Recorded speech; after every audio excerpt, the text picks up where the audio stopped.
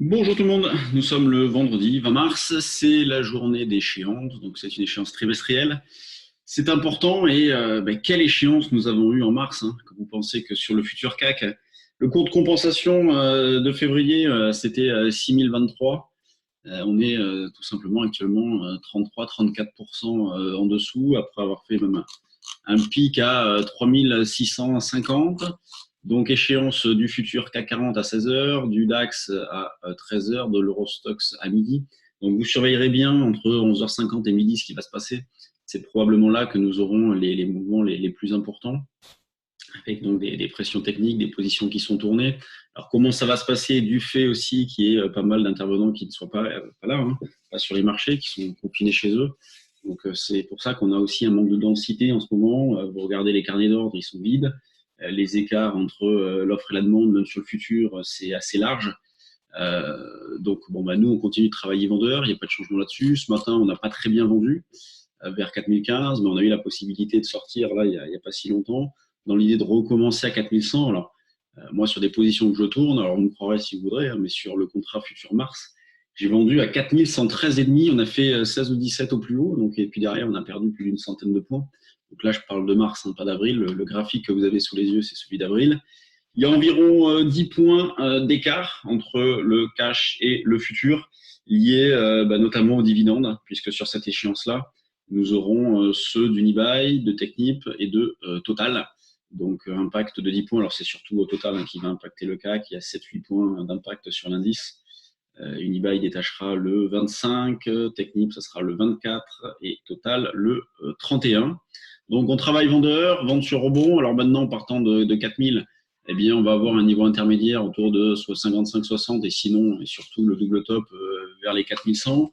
Sur le DAX, on a pu vendre aussi dans le même esprit. On a vendu sur le rebond du matin autour des 9000. Bon, on a eu tort puisque le marché est allé chercher plus haut. On a eu le pullback. Vous voyez, le fait qu'il y ait cette volatilité-là en ce moment fait que on tente des choses, mais on n'a pas de problème non plus à sortir parce qu'on a des retracements qui sont importants. Donc, mais pour les supporter, pour les absorber, ces retracements-là, il faut travailler sur de petites quantités. Sinon, le stress, la pression vont être trop fortes. Et donc, vous craquerez lorsqu'il ne le faut pas. Donc, voilà, petite quantité, de gros écarts, par contre, en termes d'amplitude. Là où on travaille bien aussi, c'est l'euro-dollar, avec des ventes donc systématiquement sur des rebonds. Hier, on a vendu dans la zone des 1,08 20-30 l'après-midi. Le matin, nous avions vendu vers 1,0880, donc l'eurodoll reste très baissier. Donc, même quand on était passé avec un biais aussi, on vous disait que le manque de visibilité était très important. Là, l'euro-dollar est impacté par les banques centrales qui lancent les grandes manœuvres et les relances budgétaires. Donc, l'eurodoll est impacté violemment. On vend sur des rebonds. Ce matin, on avait proposé un niveau proche, un niveau un petit peu plus éloigné. Le niveau éloigné, c'était un 0,820, on l'a tapé à tout pile. Et puis là, on a déjà perdu une quarantaine de pips. Donc là, c'est pareil, il ne faut pas hésiter à se placer un petit peu loin et viser des écarts importants. Donc si on est retourné vers un 0,8 20-30, moi je vendrais, si ça se fait d'ici une heure par exemple, là, je vendrais dans l'idée de racheter vers un 0,780, voire un 0,740.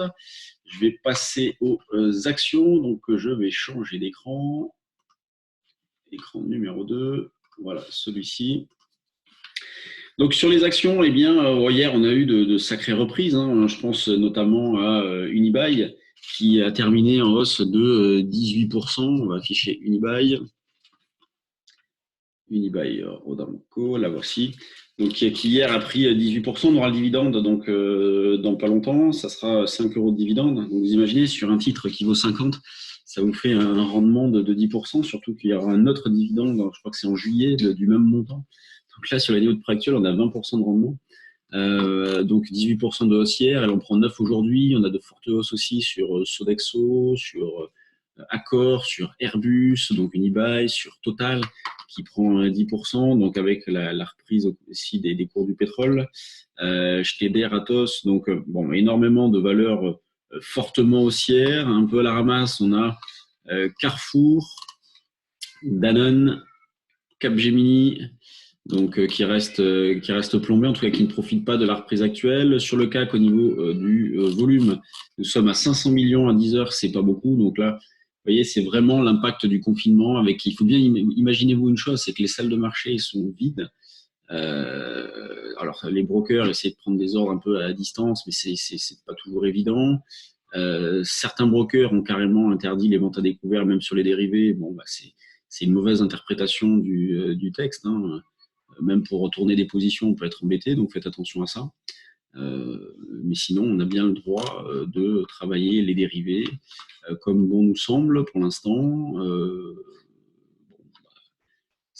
Ça bouge beaucoup, toujours aussi fort. Ça reste malsain. De toute façon, tant que cette volatilité-là sera importante, ça restera malsain. Donc, il faut continuer à profiter des rebonds pour vendre. Il faut aller chercher des écarts importants.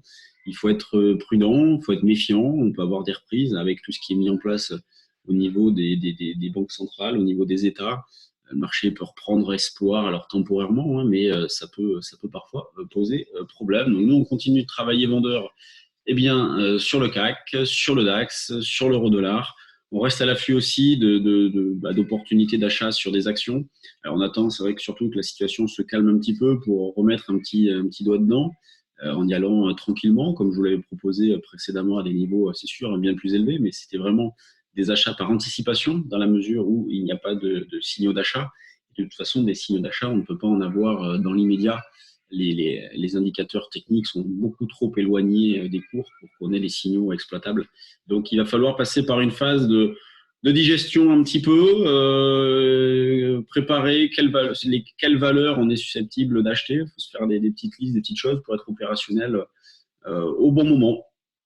Allez, je vous laisse. Bonne séance. Pour ceux que ça intéresse, Sage Futur Options, semaine prochaine en ligne. Donc lundi, mardi, mercredi futur, jeudi, vendredi, les options, vous pouvez les faire ensemble, séparément. Et moi, je vous retrouve lundi matin pour un point bourse juste avant le début du stage. Allez, salut tout le monde.